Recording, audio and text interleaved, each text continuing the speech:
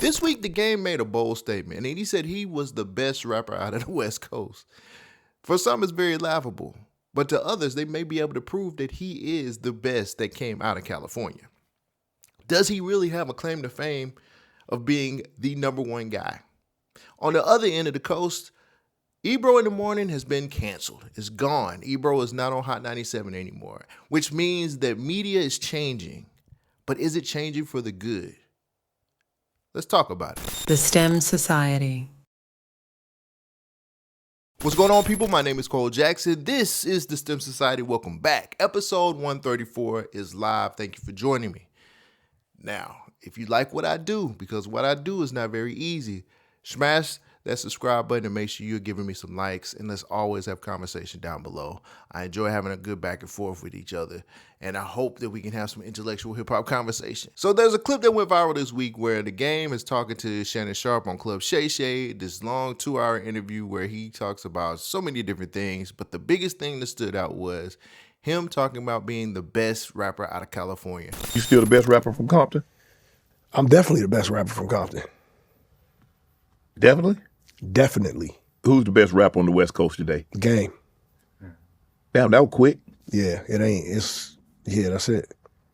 Ain't nobody getting at you? Can't nobody out-rap me, man. And anybody that knows will know. Because people can't, even if you are, like, no one can do what I can do. Like, no one has my skill set. Because not only do I have the ability to wrap circles around people, I'm also with all the bullshit too, if it came down to that. So it's like I'm the best rapper in this town. Damn, Game, I mean the OG, man, there's some OGs, some heavyweights. I mean Cube, Snoop. I love Cube, but Cube can't out-rap me. I love Cube. And by the way, the reason that Cube can't out-rap me is because I used Cube's legacy to help me sharpen. Right. I use Snoop's legacy to help me sharpen myself. I use Dr. Dre, NWA. So it's like those guys came before me. You know what I'm saying? So it's like Kobe, right? You know Kobe watched Mike growing up. For sure, right? absolutely. But you see the way he walked? You see the way he chewed that gum? Okay. He got the wristband on his elbow? now Mike, in Kobe's prime, Mike couldn't hold Kobe. No. But that's because he came before him and he done with it. Right. I'm not saying if I was in 1992 with Cube might be able to, go crazy. Right. So I heard this, and I felt like a lot of people felt the game must be crazy. He's lost his mind. What is he saying? I've seen the internet go crazy on it. I've seen a lot of tweets about this under the clip. And my personal opinion is there's no possible way that the game can hang with Kendrick Lamar. That's just how I feel. Now, I'm looking at it from a different standpoint because I was there when the game debuted and I was there when Kendrick Lamar debuted. Now, when Game debuted, that was for 05, 06. And I got to be honest with you, nobody was paying attention to the West. That was Jeezy, Wayne, and actually all of Texas. That was the South era right there. That was when the South was running things. Nobody was paying attention to the West Coast at all. And the documentary came out and it just hit like wildfire and people went for it. People loved it. I loved it. It really felt like he put the West on his back. When he says that, it's true. Nobody was doing what he was doing out of the West Coast. So I get where the everybody who loves game will step up and say, yo, the game is not, he ain't on no bullshit when he says that. And I agree with him. He's not on no bullshit. That nigga can rap. He has 10 albums. He's 10 albums deep when it comes to studio albums. He only really has 2 classics. He only got 2, bruh. The documentary and the documentary 2 are certified classics, certified West Coast classics. Not all over hip hop. You know what I'm saying? They rank pretty good. And if I had a top 100 top 100 albums, I think one of those albums would definitely be in that top 100. A lot of them albums ain't touching what Kendrick Lamar is touching. And let's take it to another level. Let's go off of just skill alone right now. Skills alone. I've heard the game do a lot of entendres. I've heard the game do a lot of just heavy rapping. Even on his new mixtape, he's doing a lot of heavy rapping. But he ain't never said nothing deep on my end. He's never took it to another level like I've heard. You know what I'm saying? I've heard Kendrick take it to different levels. I've heard Kendrick Lamar rap some of the deepest things I've ever heard in my life. And I'm not saying that the game's not conscious or he couldn't go that route, but he's never tried. He's never switched up. He's never been a person that could be versatile like Kendrick Lamar can't or is. Kendrick has come different on every album that he's put out. Kendrick has been a great feature on a lot of albums. There's been times where the game has put out some shit and it just sounds like he wasn't all the way there. And that's just how I look at it from the skills point of view. I just feel like Kendrick takes it another notch higher because he doesn't have to do the name dropping shit. We all get pissed off when we hear the game going to name dropping and doing what the game pretty much does to kind of float by. You know what I'm saying? Like, that was the thing that really hurt his case for being the best. And if I take it a step further, he didn't even put himself as the best on his own West Coast list. When he did his own best rappers out of LA, he was number 4. No, he was number 5, and he put Kendrick in front of him. So what you saying? I think a lot of times when we have some of these rappers, especially people like The Game, do this clout chasey shit, because that's been his whole career too. Like, let's be completely real with each other on each side of this screen. This nigga be on some clout chasey type shit. Ever since he had that beef with 50, it just feels like he's been on some clout chasing type bullshit. And he lies a lot. The Game doesn't believe half the shit that he says half the time. And that's no disrespect, because I love him. He's still one of my favorite rappers. But that nigga don't believe half the shit that he said. This nigga said he wrote shit for 50 cents before. I found this. I have the shit that he's lied about. The Game has posted pictures of him and Tupac together saying he met Pac. That was a lie. He said that Jimmy Iovine gave him $1 million to stop saying "G.U. not." That was a lie. He also said that he wrote "What Up Gangsta," then it went to "I inspired What Up Gangsta," and then we find out he wasn't even in the studio when "What Up Gangsta" had happened. But it's not about credibility. It's about rap. It's about skills. Let's go to albums. I don't think The Game knows how to craft great albums. He has put together some really good albums. He's put together some very good themed albums, like 1996. I love that album. But he's not very consistent. Remember Drillmatic? Remember that shit? He's not the type of artist to know how to put together a great album. And that counts a lot for me when I'm thinking about who's the best. If you can't craft something consistently, which he hasn't, he's had a lot of misses. Now, I do have some favorites like LAX or Born to Rap, or though, personal favorites because he digged into a part of the West Coast that a lot of niggas can't. You get what I'm saying? But at the end of the day, bruh, when you are looking at somebody like Kendrick Lamar who can craft masterpieces, Kendrick Lamar has at least 3 classic. We can say he has about 3 classic albums. You get what I'm saying? To me, that counts. That might not be in your criteria because he did say the best rapper. Rapper and artist, 2 different things. But he not touching Kendrick when it comes to putting together a body of work. And you know what's crazy? What's real funny too? He doesn't really understand that he has enough skills to be able to get to Kendrick's level, but he won't try it because he's too hung up on one thing. Like, that was the thing with Kendrick. Kendrick is very versatile. Kendrick has switched up his style damn near every album. He's done something different all the time. Whereas The Game, that nigga just really kind of just sticks to, I'm a blood, Compton, name dropping, I'm beefing with somebody. Stay in some beef. I'm beefing with somebody all the time. I'm sorry, bro, but if you consistently get into one-way beefs, that kind of takes away a little bit of what your credibility as being the best is. Let's take it one step further. He really did carry the West Coast on his back. He really did what a lot of people couldn't do for the West Coast. And he was loved, but he didn't get the type of love Kendrick gets. He was the man at one point in time, but he wasn't necessarily the man like Kendrick's the man. You know what I'm saying? Like, he had his whole little era, and he was doing things that nobody was doing.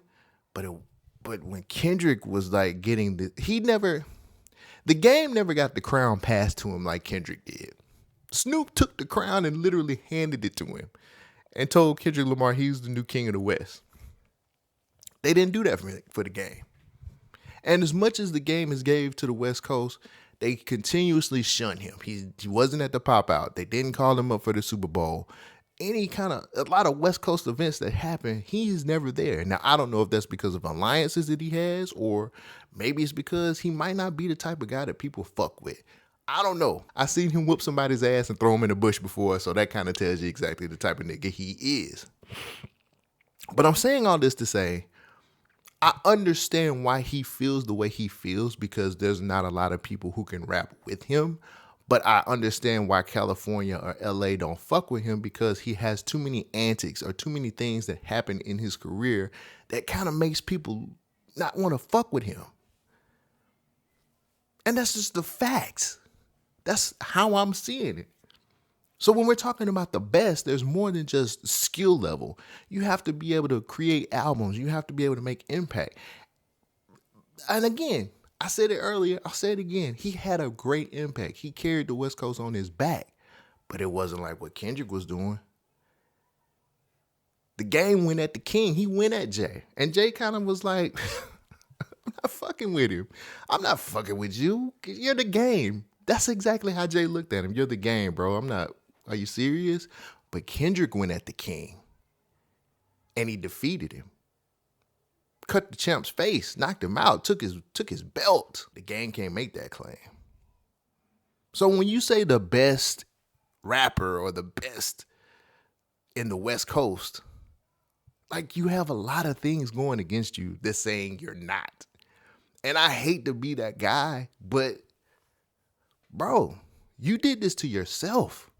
Nobody else, and as long as he believes it, let's bring it back down for a second. As long as he believes that, that's cool, because we can still get great music from him. Rap is a competitive sport.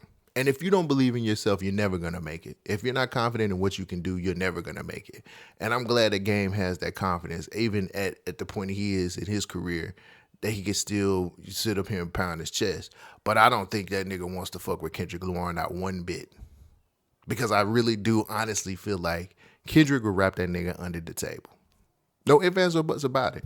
And that's not me being a Kendrick stan. I just lived through both of those eras, and I understand what I've heard and what I've seen, what consistency does on one end and what consistency does on the other end. If you're somebody who's consistently lying, has antics, or consistently doing stupid shit to make you look bad, people are going to look at you a type of way. But if you're consistently putting out great work, you're consistently doing things that actually impact the culture, if you're doing things to consistently say, yo, I represent the West and I represent it well, then we talking about two different sides of one coin, bro. When we say best, and I look at everything, I have to give it to Kendrick Lamar.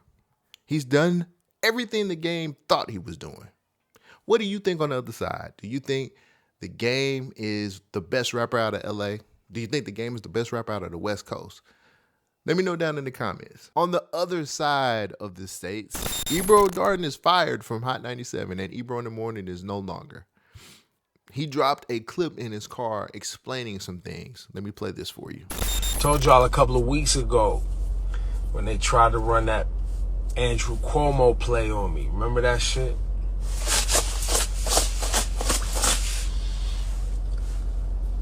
And then they tried, when the Trumpster got in office.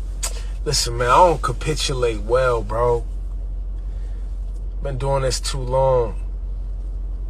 If you look around all the major media outlets, man.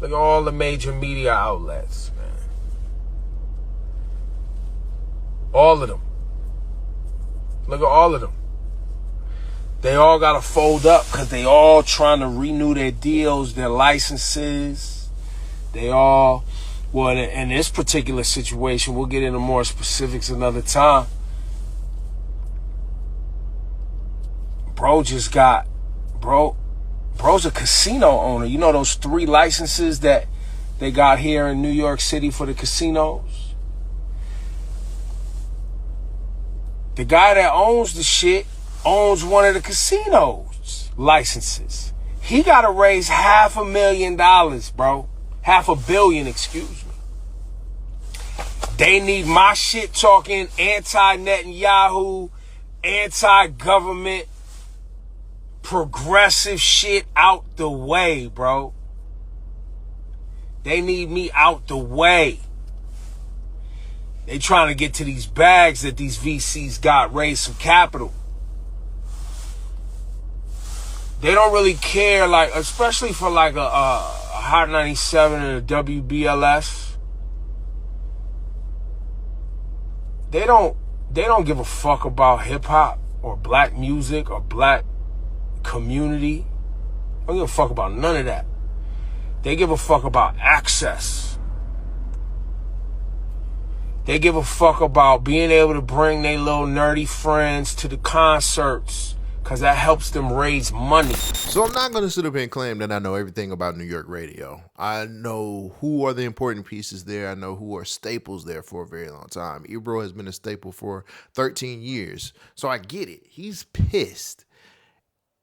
And even though I haven't always agreed with what Ebro has said in the past, because he has some really shitty old school takes about how music is supposed to be or how rap is supposed to be, I respect him because he's an OG. And I respect him because he is somebody who paved the way.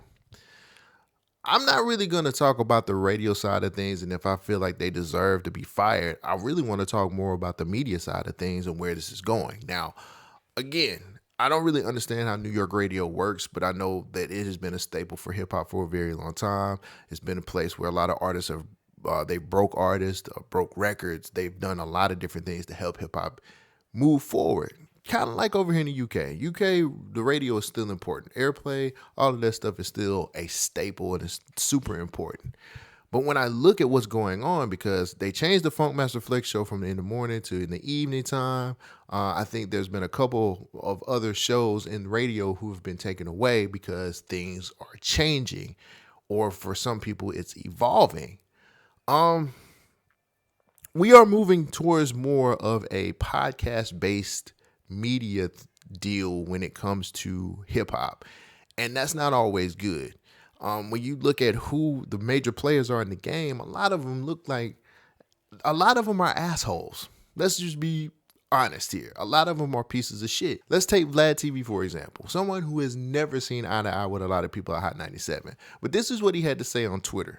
Now that everyone's talking about Ebro's morning show ending on Hot 97, let me explain the difference between radio and new media.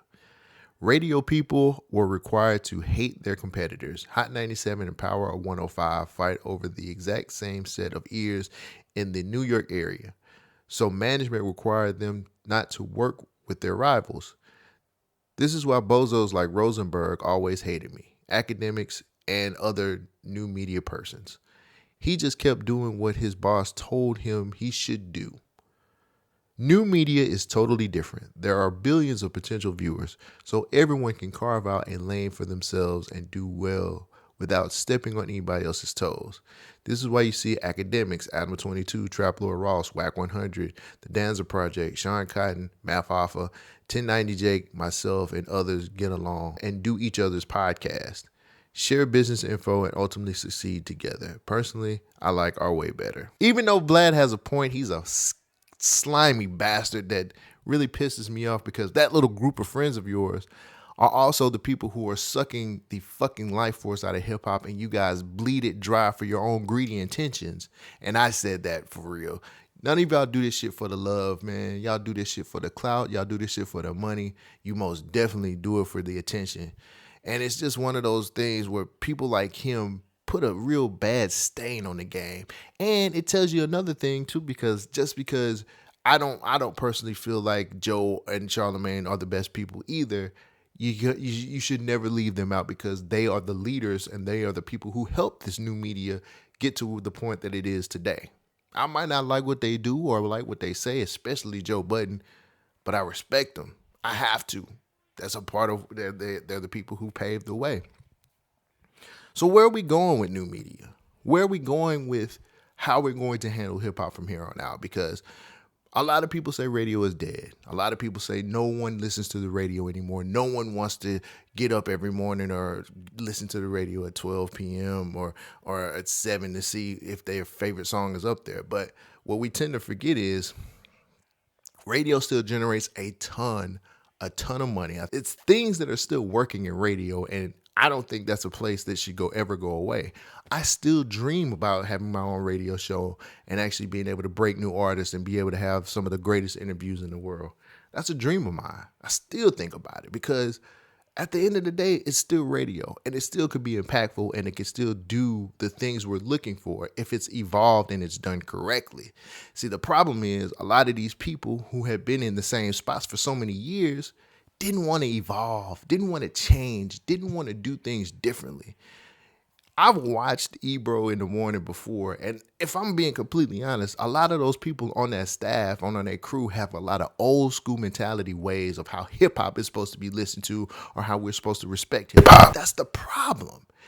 A lot of these people who are on the radio now don't want to listen to the young niggas in the room. And to be honest with you, to be able to evolve, you have to listen to the young niggas in the room. That's just how shit works. You can't make it in life by sticking to these old ways of how we respect hip hop and all this shit, because you end up being a dinosaur and you end up losing your job. And I'm not saying that was the only reason, because we're getting to a point now where these tech companies are taking over a lot of the media, and instead of them looking at what's the heart of everything, they're looking at analytics. They're looking at numbers. They want to treat it like baseball. Have you watched a baseball game lately? Pitch counts and all this other bullshit? It's crazy. Numbers doesn't always mean success, because numbers, again, can be manipulated. I just feel like we're at a point now where we can have both mediums. We just need to figure out how to balance everything and make sure we have people who are going to respect what comes with it. I'm all about being a podcaster. I'm all about being a person who wants to be a part of this new media thing. But I understand and respect the OGs and respect the people who actually put radio out there, because they're the people who paved the way for me. There's no new media without Ebro in the morning or the Breakfast Club. Radio shows like that.